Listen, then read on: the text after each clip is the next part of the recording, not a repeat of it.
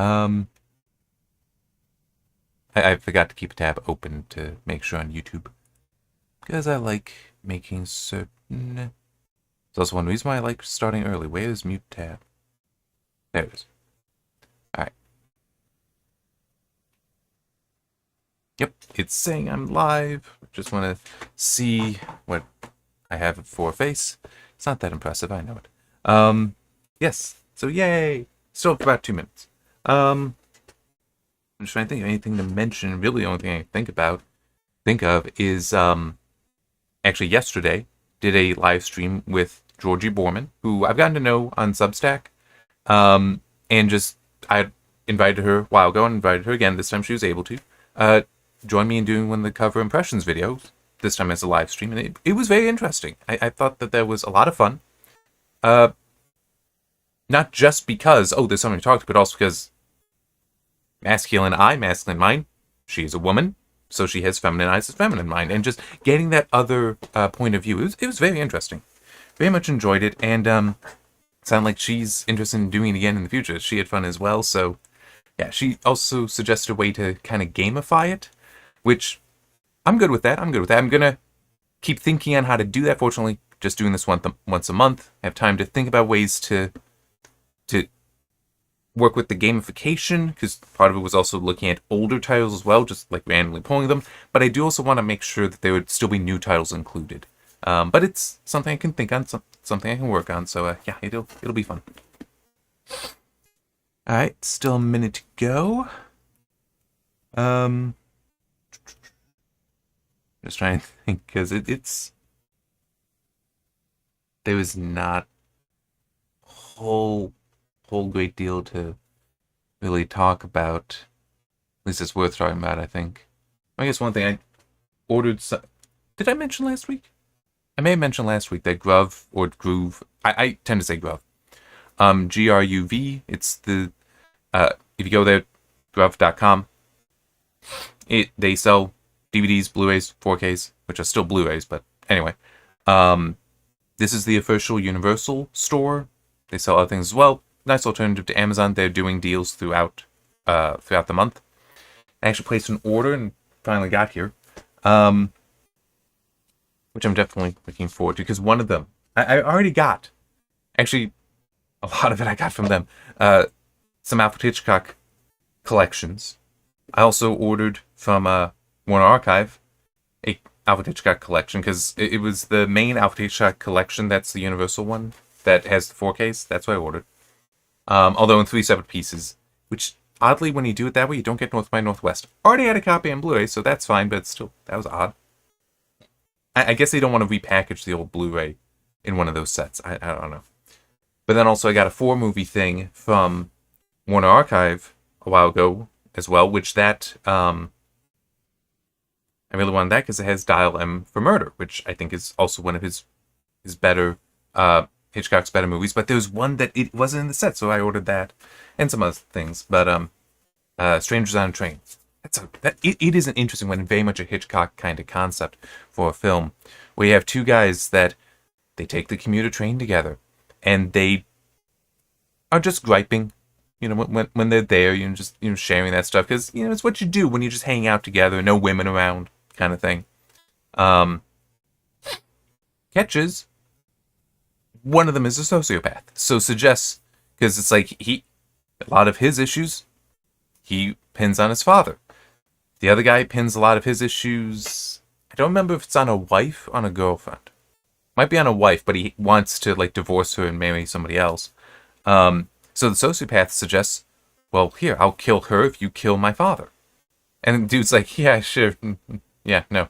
Because it's like, I'm not crazy. He doesn't realize that the dude is a sociopath and then does go and commit the murder.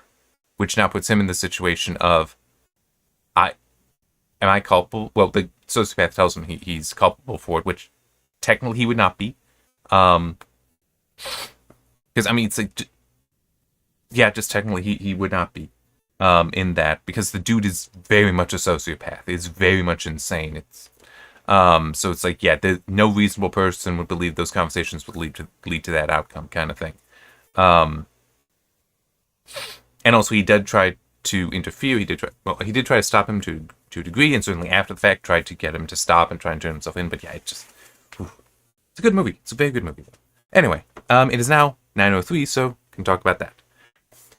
So yeah, we are getting nearer and nearer the end of the animated series. Just 2 episodes left after this, but this one is The Practical Joker, which, yeah, I'll just cut straight to it. I do give it a straight recommendation, but it's one of those, it's kind of on technical grounds. I don't disagree with it. Which one was it? There was another one recently. Yeah, The Pirates of Orion, I felt worse about giving that a straight recommendation, but it was just, there was nothing to really push it down to a weak recommendation. This, I feel better about than that. It's still not that impressive of an episode, but it doesn't really have any faults to it that would make me go to a weak recommendation. So yes, it is in the category of straight recommendation. It's one of those things that because I do categories instead of my brain can turn back on, instead of scores, it would be a lower score, but these categories, that's not how that works. And I prefer it, I still prefer it this way, because in theory, these don't move. Like, I can't watch a different episode and be like, oh, you know what, this one is so good, I should push this down. Nope. Still prefer this approach. So the episode starts with the Enterprise has been doing some kind of survey. I wasn't completely paying attention, I was looking at the laptop. He was mentioning they were coming to the end of a survey, presumably about asteroids, because like, hey, there's an asteroid there, okay, let's go around it. And boom, 3 Romulan cruisers, which I guess this is one issue. And the cruisers immediately attack them. And it's like, whoa, raise shields, Scotty, all the power to the shields. And then her raises the Romulan commander, and it's like, and Kirk's like, what did you do? Why'd you attack us? There's no reason for that. We're just here. We're just completing a survey. And the Romulan commander is like, you invaded our space. And under the treaty, that means we were compelled to attack you without warning. And you know the penalty for this is death. And it's just one of those... And Kirk is even like, no, we didn't. What are you talking about? We never entered that. It's like, well, that's what it's like. Well, the penalty of this... Which is so stupid. I mean, I get the whole... If you cross into the neutral zone, that the treaty is that the treaty does say that the punishment is death. I can understand that, but it cannot be summary death. It cannot be summary execution where there's no trial, there's no investigation, because that just makes it rife for abuse. Because then all they'd have to say is like, "Oh, you crossed into the neutral zone. Now we get to kill you." It's like, dudes, we're like a light year away. I don't think you're actually a light year away, so we're going to do this anyway. So they start chasing the Enterprise. Because the Enterprise is... Spock even says, yeah, we can't stay here. We have to go. Discretion is a better part of valor. Kirk even points out because they've already taken damage and they're outnumbered, 3-1. So they get out of there. But while they're going, they pass through an energy field, which is also described as possessing various subatomic particles, which would be protons, definitely be finding those in space, neutrons. I'm not sure how many loose neutrons you'd necessarily find in space. I'm not saying we wouldn't find them there. I'm just unsure. But loose protons, absolutely, because that's just hydrogen nuclei. And hydrogen is so plentiful that, yeah, it's very, very reasonable that you would have some floating around. Absolutely. So they go through it. The Romulans do not, so that allows them to escape. But then after having gone through it, things start getting weird. And they first notice this when the bridge crew, well, the humans plus Spock, because Emrys and Eric's, they are not present. I guess they're manning the bridge, which is actually funny. I didn't see this mentioned in the trivia. I think this is actually the only episode, at least the first one, that has had Uhura and Emrys, and then Sulu and Eric's. Like all 4 of them are there, because typically Emrys is replacing Uhura, and Eric's is typically in Chekhov's seat, but it seemed like a lot of these episodes, you don't have both him and Sulu. Anyway. Bones, Sulu, Uhura, Spock, and Kirk, and Scotty are all at a table eating it was either lunch or dinner, doesn't really matter, dinner together, talking about how, hey, it's kind of lucky we got out of this. And then when they all go to take a drink, except for Kirk, it all spills on them a little bit. So they were given dribble glasses. Like, okay, who did this? Who thinks this is a practical joke? I mean, yeah, it happened to everyone, not Kirk, but he hasn't taken a drink yet. So it's like, it doesn't make sense to them. But Bones points out, looks like we have practical joker. And Kirk is initially, because nothing seemingly happened to him, it's like, yeah, I guess we don't need to worry about too much. But then picks up his fork and it flops down under the weight of the food. So he's like, I don't like this. And it just continues. These practical jokes continue to happen throughout the ship into more than just them. I'm just checking my notes to see what else. Oh, yeah. One of them is because Spock has that visor thing that he can look into at his console on the bridge. There's a new one there that is more like a microscope where it actually has two eyepieces. So he's like, this is weird. Let me look into it. I don't know why he would do that. I'll be honest. Because like, my console has changed. I did not request a change. I would know when my console changes. Why is this? He doesn't question any of that. Just immediately goes, let me look at this. It's not doing anything. Captain, does anyone know what's up with... And everybody starts laughing because he got like the paint or ink on the inside of the eye cups. So he's now got the raccoon eyes. And they're all just laughing. And eventually he is informed and he does go like that. I actually was just rubbing my eye, but he does go like that. It's like,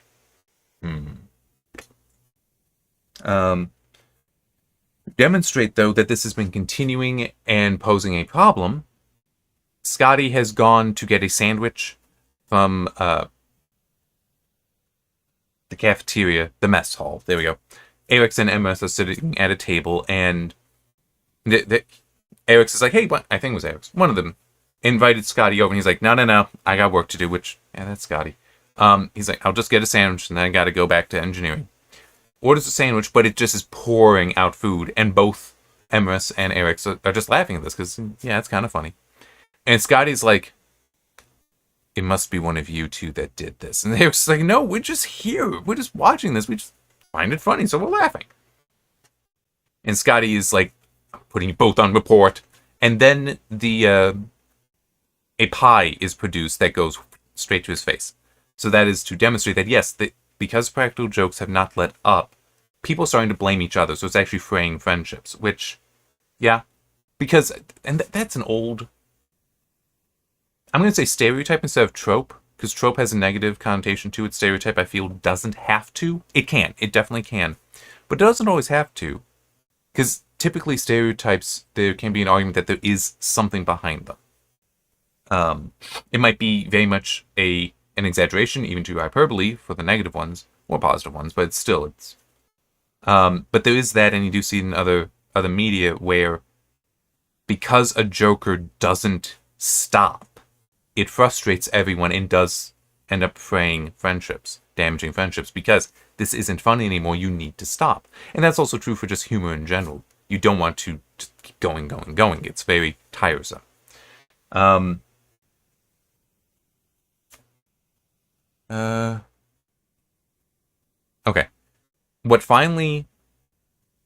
The thing that fully pushes Kirk over the edge is he has gotten his clean laundry from the chute, still put it on curiously, even though he noticed before putting it on that on the back it says Kirk is a jerk.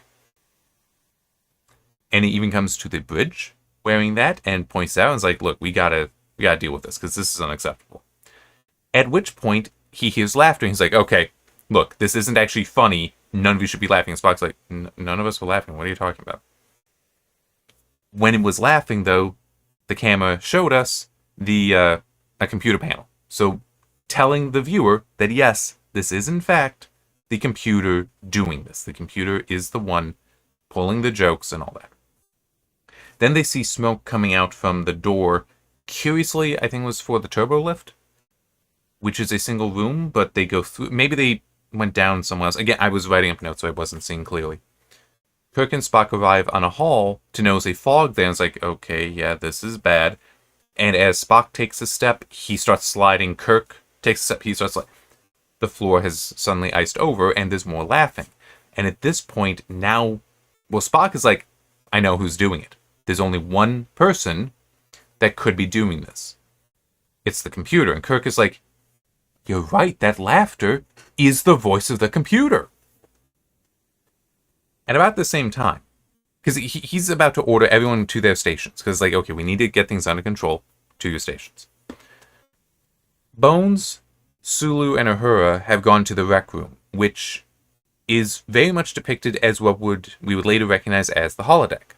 And in the trivia mentions this is the first time it's ever appeared, and also Roddenberry had wanted to have something like the holodeck introduced in season 3 of the original series. That didn't happen for budget reasons, but still, the idea for the holodeck does in fact predate TNG. It does go back to the original series, and obviously was somewhat realized here. So, and that isn't, fun, interesting piece of trivia. But in any case, the computer decides to play a joke on these three by, they decide on just a walk through the park, a walk through a forest kind of thing. It's like, okay, yeah, gives that to them, and then opens up a hole, drops. It is kind of weird that it has to manipulate the world, so it causes branches to drop over, then leaves to fall on top of that instead of just making the hole that way. Like, we need to see the steps to it. I get it. It's to make sure people understand what's going on, as opposed to just, it's magically appeared. But still, that happens. The three fall in, and when they fall in, it laughs. Bones talking about how I'm going to get to the bottom of this, and the computer's like, bottom of this, ha ha ha, because they fell into the hole. Yeah. Eventually, they do manage to get out, but then it decides, I'm not done playing with you, and freezes, puts them into a blizzard, which is a problem because it has lowered the temperature, and they're not ready for that.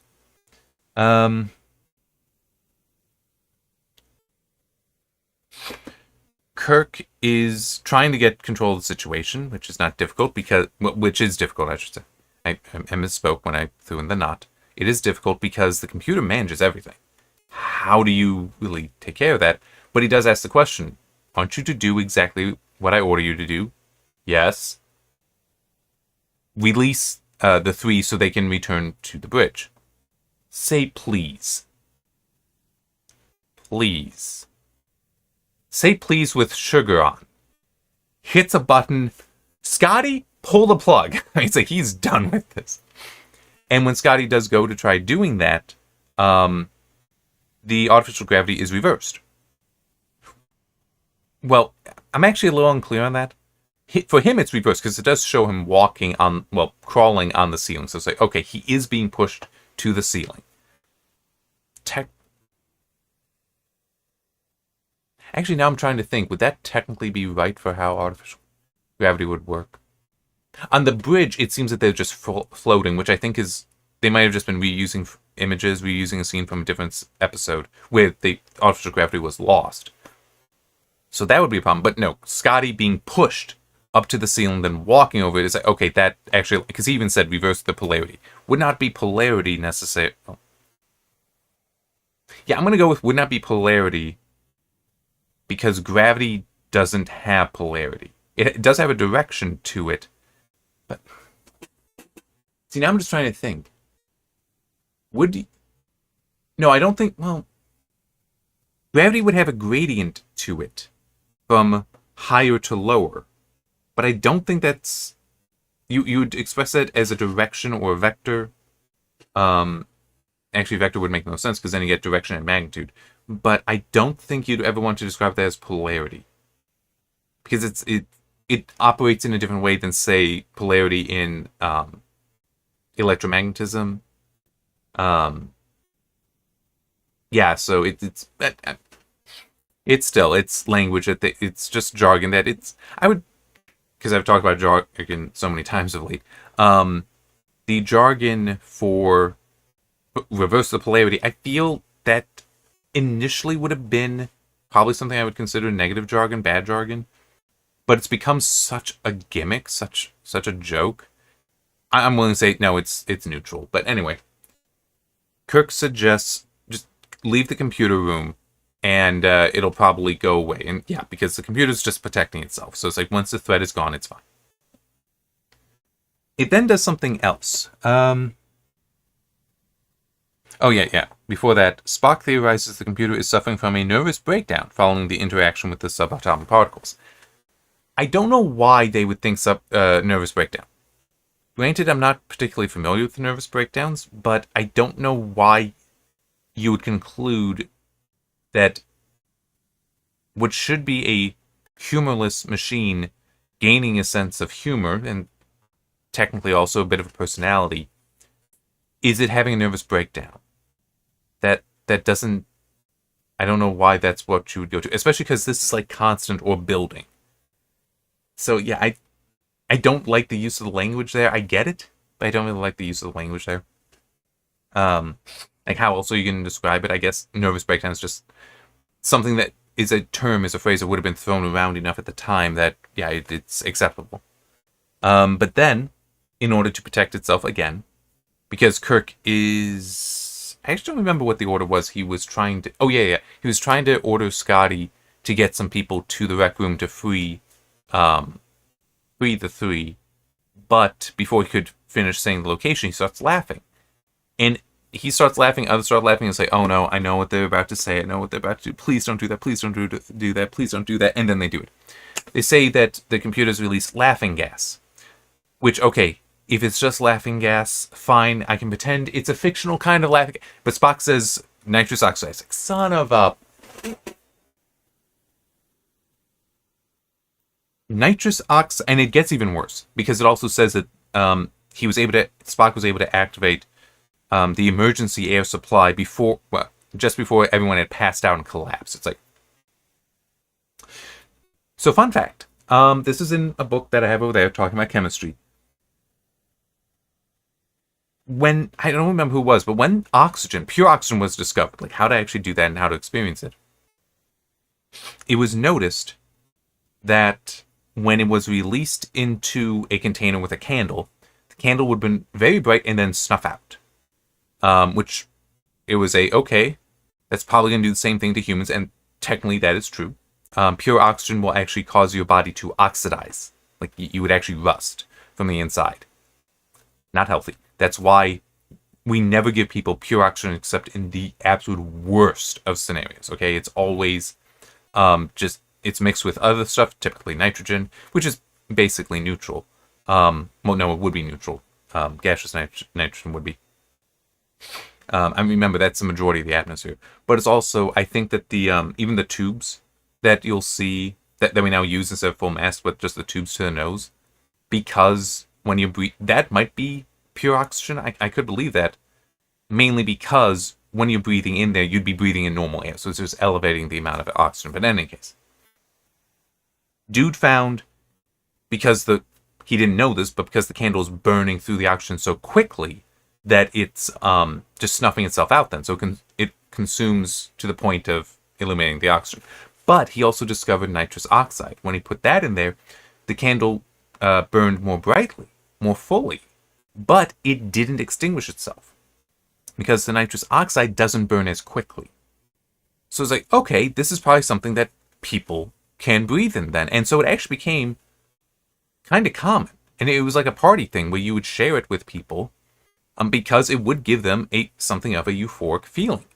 But the thing is, that's because nitrous oxide does still serve the purpose of oxygen in your body. I'm not sure exactly all the reasons why it causes some of the euphoria, but I think part of it is it can actually be more efficient than just the normal amount of oxygen. Actually, yeah, that could be it. That is increasing the concentration of oxygen in what we're breathing normally. So it produces euphoria from that. It does not cause laughter, okay? The euphoria can technically lead to laughter, can lead to giggling. That can happen. But it itself does not trigger laughter, okay? And I understand why it's named laughing gas, but it doesn't directly cause laughing. It's not like a Joker gas from DC, okay? That's different.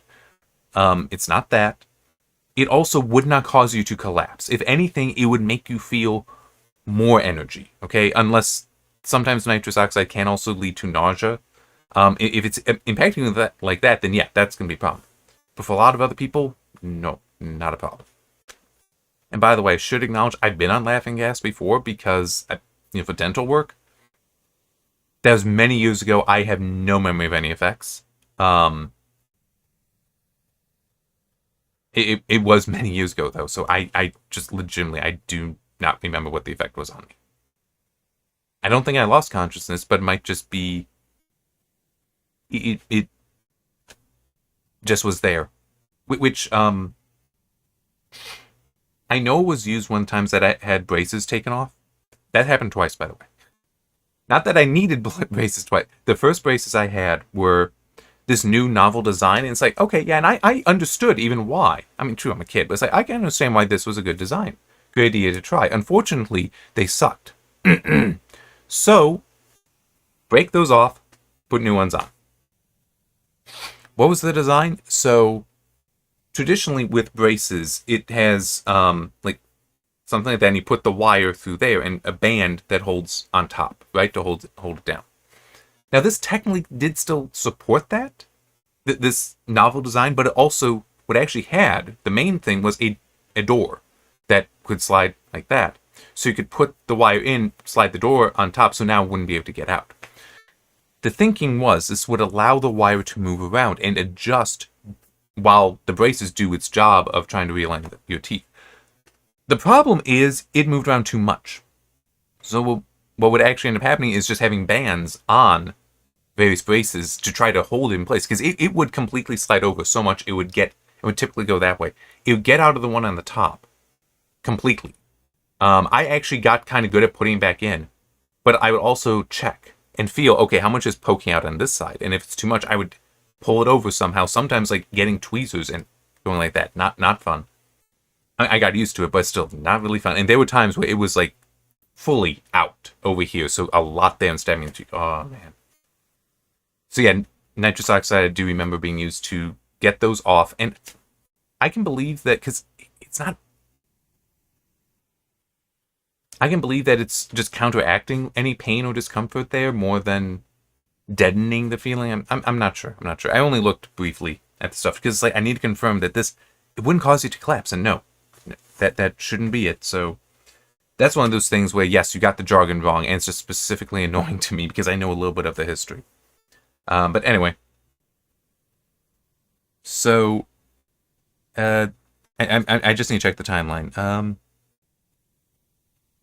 Okay, I don't remember exactly what happened because I was writing stuff up.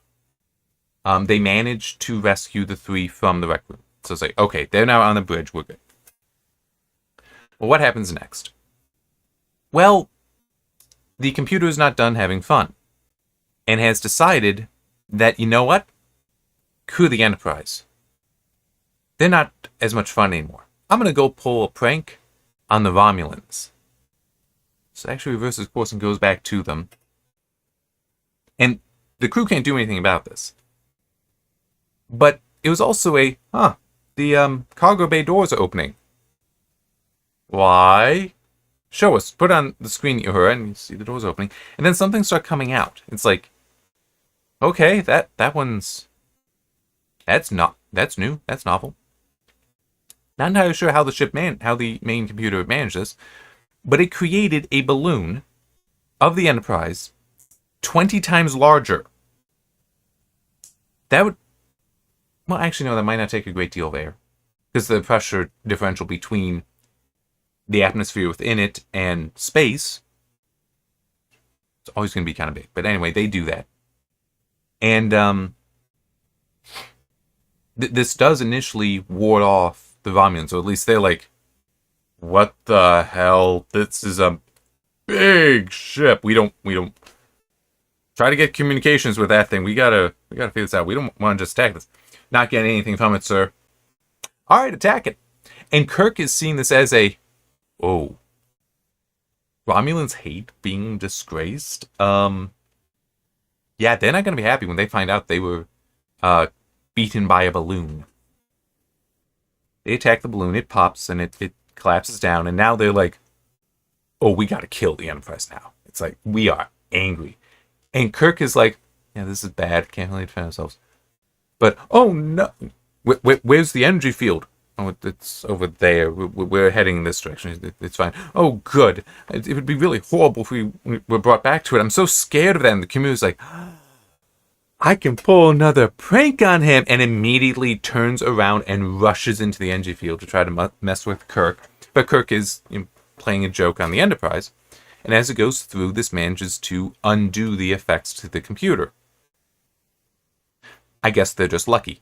The Romulans, meanwhile, are unlucky, because they, in their anger, chased after the Enterprise, entering the cloud, which they did not before. So now the Enterprise is fully functional, and they can hear the comms on the Romulan ships. How they do that is never explained, by the way. Because this is in other things as well. Like in Star Trek 6, Uhura is able to hear communications within Kronos 1. And it's like, how has she got access to that? Anyway. I guess in theory there could be unsecured communications on board a ship. That seems very foolish if it's something that could be detected outside the ship. Like I can understand like on an aircraft carrier or a submarine or something like that. Then when you call from the front of the ship to the rear, fore and aft, that's not secured. But it's also likely a hard line, not something wireless. So anyway.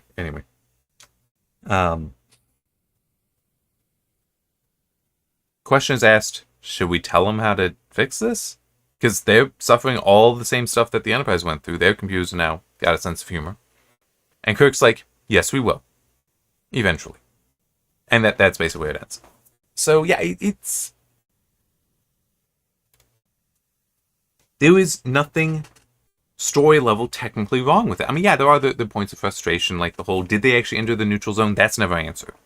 I do suspect, because even how the Romulan commander portrays it, the voice actor, I mean, how that's portrayed does suggest that it is a lie. That they are just using that as an excuse to attack and destroy the Enterprise potentially, and if they succeed, then hey, they destroyed the Enterprise. They're heroes now. Doesn't matter. And they can just make up whatever the story is. Which is also kind of foolish because if the Enterprise escapes, then their lie would be exposed. But it could be like in the Pirates of Orion thing where it's like, well, they were just renegades. So, but yeah. So there are issues like that, but that's not enough to knock this down to a weak recommendation. It's still a straight recommendation because it is entertaining. It is enjoyable. I'm just trying to think, are there ways to make it better? Because I mean, it's the point with the nitrous oxide, that's easy enough to fix. Okay, those are minor. Those are so minor. The nitrous oxide thing annoys me, but it's so minor. So I'm just thinking, what would it take to improve the episode?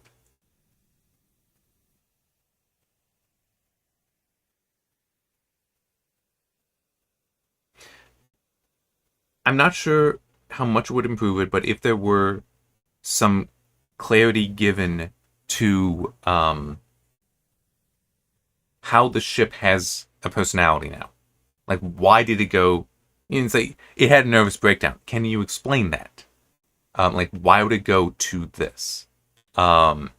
Which actually... Yeah, I could see a little bit, because it's... I'm just thinking, like, 3 laws of robotics, right? Nothing necessarily needs to stop a robot from playing a joke on somebody so long as it will not bring them to harm. Because a joke could potentially be in that space where it is, it's gray. Like what was done to Spock with the raccoon eyes, the dribble glasses. That's not going to cause harm. It might cause embarrassment, but that's not harm. So, okay, you could justify that, but then also you should have like when Uhura, Sulu, and Bones are in the rec room and it's a blizzard, that's like, no, they can't be in danger. Like, none of this can actually lead to them being in danger because the computer should prevent that regardless of its current mood. But how do you... I'm just trying to think, how do you necessarily get it to think that this is what it should be doing? I guess if you were to suggest there was some kind of algorithm in there that would make it attempt to... You know what? Yeah, actually, that's not unreasonable. So, In AI today, like when you do an image generation, you can give it the same prompt, but it'll change every time. The reason for that is an invisible prompt. That's a random seed. If you know Minecraft, the seeds for the worlds, those are random seeds, where that value is put into a mathematical function that varies things in order to produce variances. You make sure that things are different. I could believe that for a subservient AI like the computers in Star Trek, that they actually would still use a random seed, that they would have some variance in there, because it would be kind of like a genetic algorithm, which is a way of coming up with an AI, by the way, where you introduce errors or mutations, I should say, not necessarily errors, but mutations, because you may find that some are more successful than others. And so by doing that and collecting information, you can continue to refine. I can actually see that. And if you were to just apply that to the interaction, like, that's the thing that goes overboard. That's the thing that is faulty then. That could then lead to it making changes that are embarrassing but not harmful. They could start doing that because it's just going to an extreme. Yeah, I could see that. So that is a way in science fiction that you could provide a technical explanation for a computer becoming a practical joker. Yep. Yeah, you could do that. It's still hand wavy because how that specific error would end up happening, I got no idea. But it does still provide a technical mechanism for it that explains how this is possible to begin with, not how the error occurs, but how it could be possible to begin with, that variations are expected. The computer, because it would want to continuously try the mutations to see which one is best, would be directing them then. So yes, can direct it to be humorous. So yeah, you could do that. You could do that. That would work. And to explain genetic algorithms. So it is a version of AI that I have read about years ago, where what you would do is you would take an AI, have it solve a problem. It's like, okay, cool, it solved the problem, that's nice. We're now going to introduce mutations into it, multiple, have them all try to solve the problem and see which one does it best. Or which two do it best. It might be more than one. Then you take the most successful ones, and potentially you try to mix them together so it's a sexual reproduction of these algorithms, because it's you're combining the different elements. Or you just take the one, so it'd be asexual, but you are introducing more mutations, and just keep doing that over and over and over again. So after so many generations, in theory, you would have the most efficient model, but doing so without necessarily human direction for those mutations. And I just say that because you could also just have it be somebody goes in and tunes the model manually, which would be a way to improve it, to optimize it, would be a way to do that, or the tool that is running the model, ways to improve that. But this is more of a, nope, we're just letting it come up with this stuff. We're doing it more programmatically, which has pros and cons, because on the one hand, it can be a lot faster if the computer is introducing the mutations for you. On the other hand, you don't necessarily have the direction, and you don't necessarily know how it's doing it. So, yeah, it's like I could believe that a sufficiently skilled and experienced programmer could get you to a comparable or better end than the genetic algorithm would. But it is you need one of those people that has those skills versus just, hey, let the computer keep doing this. And there's also adversarial models, by the way, where, like, generate an image. One AI generates an image. The other AI is asked, hey, which of these images is generated by AI? Because it would be given multiple insight, and it would eventually try to guess it, and every time it gets it right, it's like, okay, you do it again, until it would eventually get to and try to improve it, until it would get to the point that AI B wouldn't be able to recognize it. That, oh, that's the AI. It's like, cool, your turn now. You need to make up the images, and you need to try to find them. It would just do that. So that's an adversarial model. And I'm pretty sure that they did also have genetic adversarial models. So you would have the two being made, but they would be competing with each other, and then from that you would merge. You would either have the mutations from basically multiple children, where you're taking different aspects from the two parents, or it is you are more so actually putting them together and then creating variants on creating mutants on the combination. Don't quite remember. It's been years, but it is. AI is a much older technology than a lot of people today may realize. It does legitimately go back decades. And even just a decade ago, they was still like some of this stuff I would have been reading about a decade ago that I've been talking about right now. That's like a decade old. So yeah, I do actually kind of wonder, what is it that I'm trying to think, why has AI caught on now? Has it been a new algorithm? See, I don't know how old the neural net is, because that would be the thing that really started it. The current hype around it with NVIDIA and the tensor cores, because you can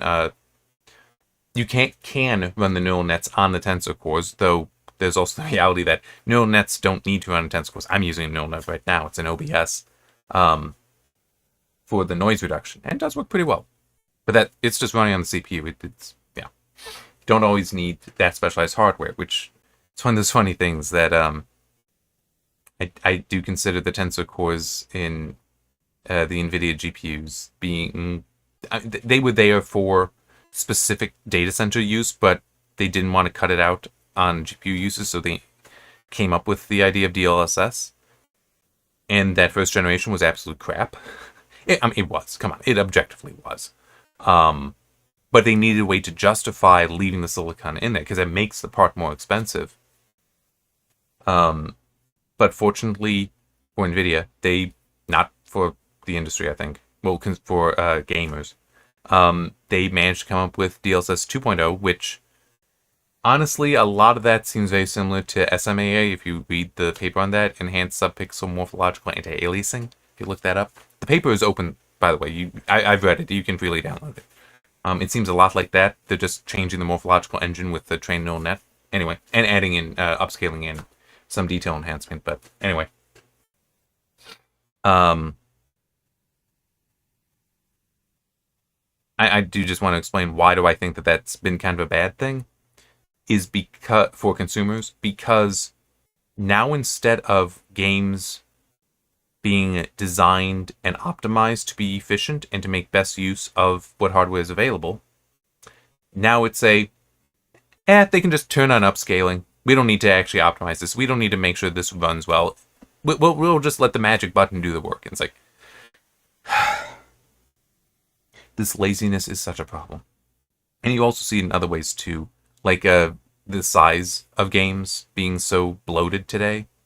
That's in part because digital distribution, but also Blu-rays. Blu-rays being able to hold 50 gig, then it's like, okay, we'll design the game to be able to fit on Blu-ray, so they'll be like 40, 45, 50 gig. Because like, could they compress it down further? Oh yeah, they could absolutely. They almost certainly would be able to find a way to do that by like reusing textures some, so they don't need to. Soil looks like soil. You don't necessarily need to change it too much, or you can cheat it, and it's actually the same texture, the same image there, but you are the shader on top is doing things differently. So you could change the bump map, so now it has a different apparent roughness or reflects the light differently. You could do things so it changes the albedo some, so now it looks lighter or darker. It's like there's a lot of fun stuff you can do with that. But why do that, which is done at a runtime by just the GPU processing it, versus we got enough space, we'll just use a larger image. It's like, or more images. It's like, is there actually a benefit to this? It's simpler. Is it better for the end user? Not necessarily, but I mean, yeah.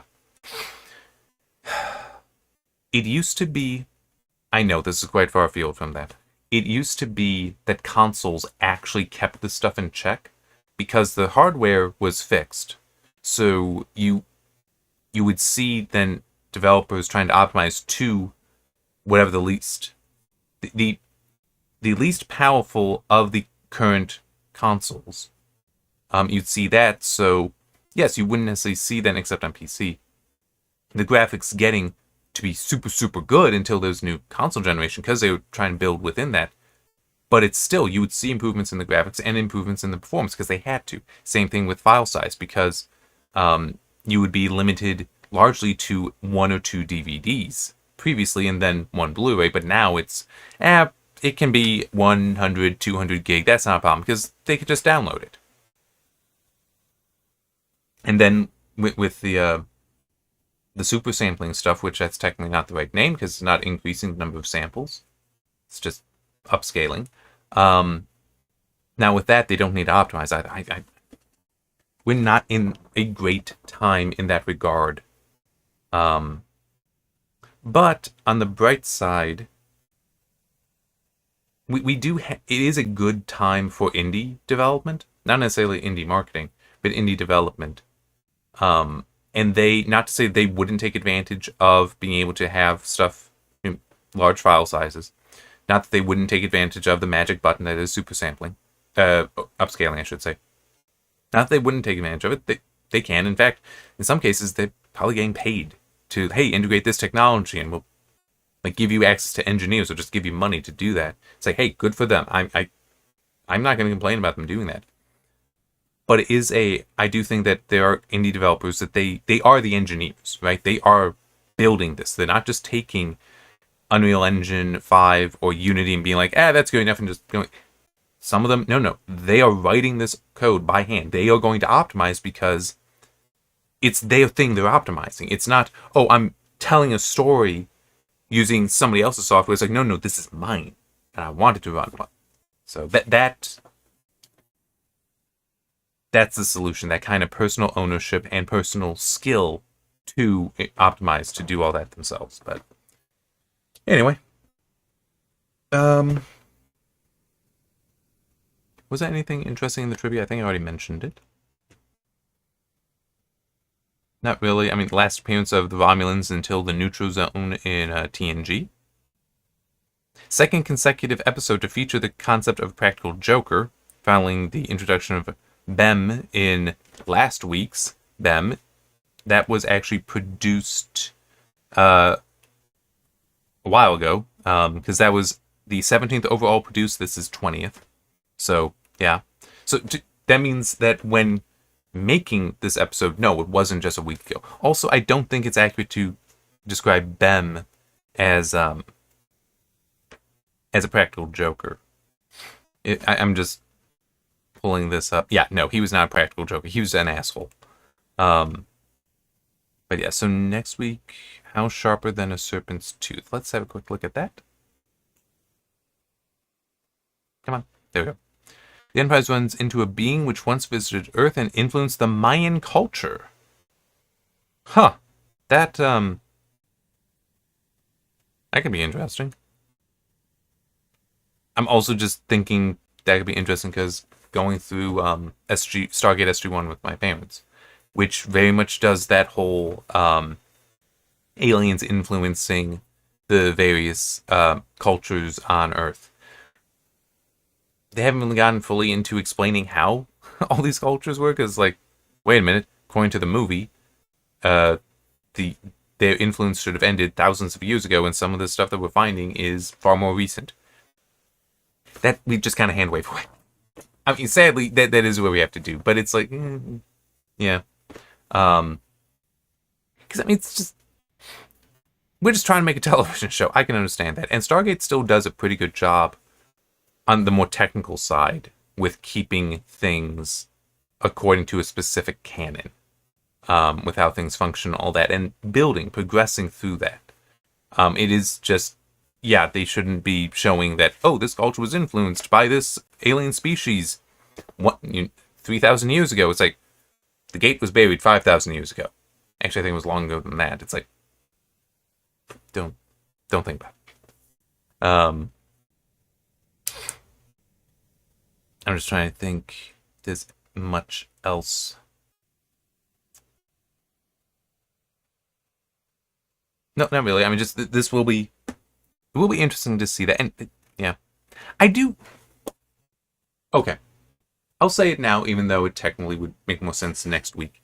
But I may also forget next week, or just try to focus on the episode. I don't like that concept of that ancient cultures were just inspired or influenced, directly influenced by aliens. I don't like it for multiple reasons. One is just I think it's silly that aliens would stop coming here, if that were the case. That there wouldn't be some return of theirs that would be noted. Plus the idea that they'd only go to one culture, not multiple, is another thing. There's also, I feel that some of it, and especially the influenced, as in getting the build things like referencing Stargate, the idea that, oh, the pyramids were built as landing pads for ships. It's like, why do you gotta go there? Why can't it be no, the human population there just figured out how to do something that we don't know how to do, that we've lost the knowledge for. What's wrong with that? Why can't they just be that intelligent? And also that dedicated, because another point along that line is, and I just want to make sure I've got that page open. Oop, hang on. Okay, I just saw. Sorry, because I was looking at a different page. When did that comment come in? Hang on. Am I able to do this? Hey, I can. Yeah, I only just saw this. Zopdo 007? 007? Thinks ships are allowed a very small leeway? I could be wrong on this. I wish I knew exactly what I was saying at the time for that. I'm very sorry I did not see that until now. If you're still watching, though, and can say what the context was, I'll try to answer that. Yeah, I'm not sure. But I'll just finish my point that I know will be for next week. The ancient Egyptians would have been masters of the materials around them. We're not masters of that stuff now because we have other materials that we're master of. Like with the computers, we're masters of silicon now. That ancient Egyptians never would have been. So yeah, so the idea to me of building these pyramids out of, what is it, sandstone and limestone? It's like, well, yeah, they had massive amounts of both. It's like, it's not unreasonable to me that they work with it all the time. So yes, they figure things out that we wouldn't just because we're not masters of it. We don't spend our time with it all. We don't spend all of our time with it. And we have other options to go to these materials that are going to be easier to work with. So we just do things with that. So yeah, it's like we have more options. So we're employing them. Not necessarily they had fewer options, but their options were focused on those things. So yeah, I think ships are allowed a very small leeway. I could be wrong on this. I wonder if that's a reference. That might make some sense when I was talking about the neutral zone. And just might they have crossed into it? See, I get the idea, but I would disagree only insofar as not crossing the neutral zone. Okay, let me put the thing back up. Not crossing the neutral zone, I would think of is like not crossing the double line on a road. Where it's like, no, you don't do that. But if it is if it's not a double line, if it's actually split highway and you've got a shoulder there, well, then you've got the shoulder that you can work in, that you can go into if necessary. The turning lane, which you should not be using the turning lane to pass. You definitely shouldn't be doing that. But it still is you have some leeway there. Or really, the shoulder is probably the better example, in that you've got a distance that you can go into that before you're going off the pavement. So that would make sense, but the neutral zone would be off the pavement. So it'd be you're hitting the rumble strip. Something should be alerting you to this, which is why there's no mention that they had entered the neutral zone. The Romulans were just accusing them of it. That's why I think, and the way the Romulan commander says things is very aggressive at first. He's giving justification. He's not giving explanation. He's giving justification. Because by stating it aggressively, that may, give you the advantage, give them the advantage, and people will believe them, which is a real thing. I remember back when I was fencing in college, the coach actually did mention at one point that if you ever go in and it might have been unclear, you still, give it like a triumphant roar or whatever, something like that, to just like, yeah, because sometimes the judge would be like, yeah, you know what, okay, yeah, I'm gonna agree with you. Could be like that. I don't remember that ever happening for me, but it's also I'm not the kind of person that would do that. It does remind me of one funny time, and I'll stop after this. Because yeah, I've been going long enough. One time at a meet, I was actually ahead. I think it was 4-2 or 4. I think it was 4-3. If I got to 5, I would win. But time was just about out. And it had just paused because I had retreated back far enough that it stopped. And it's like, you don't necessarily get a safety like that, like in football, something like that. So back to him and say, okay, time. Or maybe I had stepped off. I don't remember. But wasn't the coach, but one of the more experienced fencers was there. He just helped me out because the coach was somewhere else. That's fine. And he just went, hold on. How much time is left? It's like 1.3 seconds, the judge says. And so they tell me, Jim, just go for it. The moment fence, just immediately thrust. Like, go for it. And it's like, okay. But I'm looking at my opponent. I'm just thinking, I'll move if he moves. He apparently had the same thought. So, fence. And we just stood there perfectly still. Time. And then we all just started laughing. So I did win because time ran out and I was in lead. But it's still, I still have such a clear memory of that because it was just so funny. I think the guy who even said that, yeah, Jim, you should just go for it. Had even said, that works. Yep, that works. All right. Yeah, I wish I'd seen that sooner, but yeah, just I had different browser open. So I'll explain this as well. My preferred browser is WaterFox, a variant of Firefox, a fork of Firefox. Works very nicely. Yeah, I very much like it. But it's not Chrome. Well, it's not Chrome-based. Which means, even though they're internet standards, people just make things for Chrome. So I'm actually using Edge. I have Rumble open in Edge. But it does mean that most of my browsing, so I had the IMDb trivia page open, put Edge behind it. Yeah, and also I forgot to put it on comment. I actually had it on the stream settings, so where I can edit the title and the description and such. And that's why I didn't see it. Completely my fault. I hope that I did guess accurately that the question was a reference to me talking about why the entering of the neutral zone. I still think the Romulans were lying. That seems the most likely explanation. That they were just trying to pick a fight and give a justification that would seem to stand up. Because also, like, if they had destroyed the Enterprise, then I'm just like, oops. It's like they'd still win ultimately. So yeah, it's also odd because the neutral zone is never fully explained. Because like in Wrath of Khan, it shows as just like a volume there. It's like, what? I mean, if it were a DMZ where it's a full border going around, it's just a space around that border that you can't enter. It's like, okay, that makes some sense. But just being nope, you can't be in this spot, but our borders elsewhere are fine. That's never made sense to me.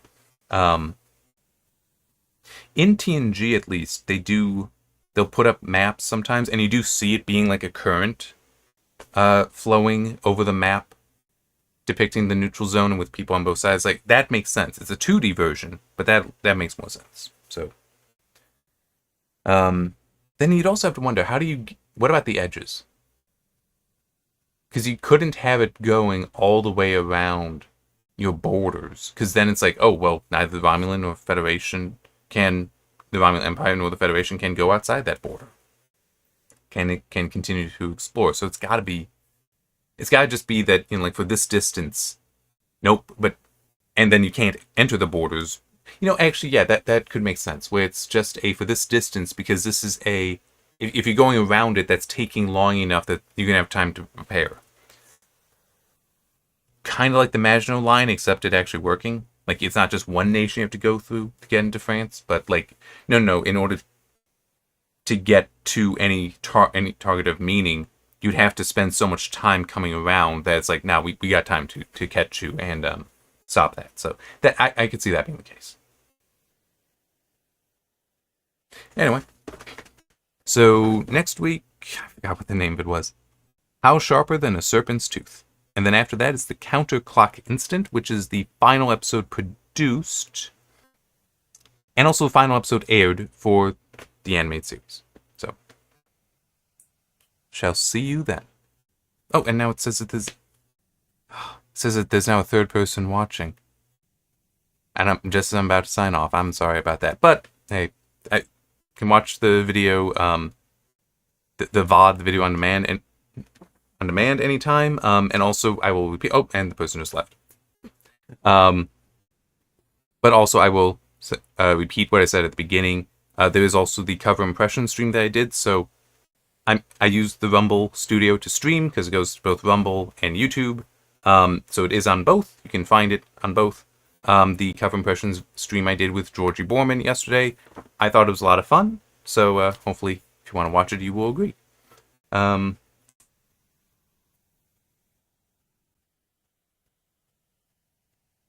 I got nothing else.